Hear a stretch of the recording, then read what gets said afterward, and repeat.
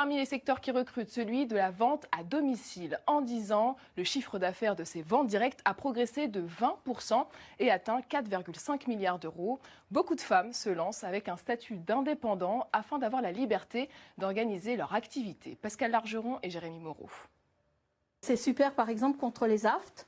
Le discours commercial de Doris est bien rodé. Cette retraitée fait la promotion de soins cosmétiques. Facile à utiliser, toujours dans le sac. En fait, si vous voulez, c'est un baume SOS. Depuis 30 ans, elle organise chez elle des ventes à domicile.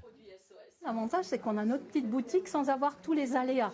Tous les frais de stock, tous les stocks à faire, tous les comptables à avoir. On a une société qui s'occupe de tout. Et pour les clientes, une impression d'être vraiment reine. Il n'y a pas de piège puisque si je ne veux pas acheter, je n'achèterai pas.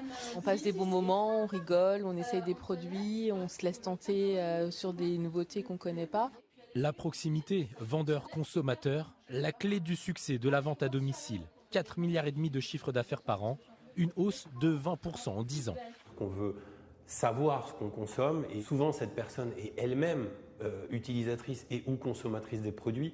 Elle va vous donner le bon conseil, vous êtes en confiance et surtout, s'il y a le moindre souci avec le service ou le produit que vous venez d'acheter, votre conseillère ou votre conseiller, vous le connaissez, il vous a laissé ses coordonnées personnelles. Vous n'avez pas affaire à l'entreprise directement. 700 000 indépendants, dont 2/3 de femmes, travaillent dans ce secteur. Là oui, parce qu'il y a 3 formes. On a toujours des petits noms sympas. Caroline, avec le chemisier rose, fait ses premiers pas, accompagnée de sa marraine Axel, 20 ans d'expérience. Sans les bretelles, ça va nous faire un petit peu comme un esprit bustier.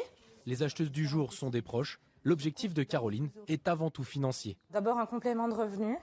La possibilité d'évoluer, de plus tard être aussi indépendante à mon tour, de prendre, j'avoue, modèle sur Axel. L'apprenti commercial n'a pas besoin d'investissement. La marque lui fournit un kit. Les meilleurs mois, Caroline espère gagner jusqu'à 400 €.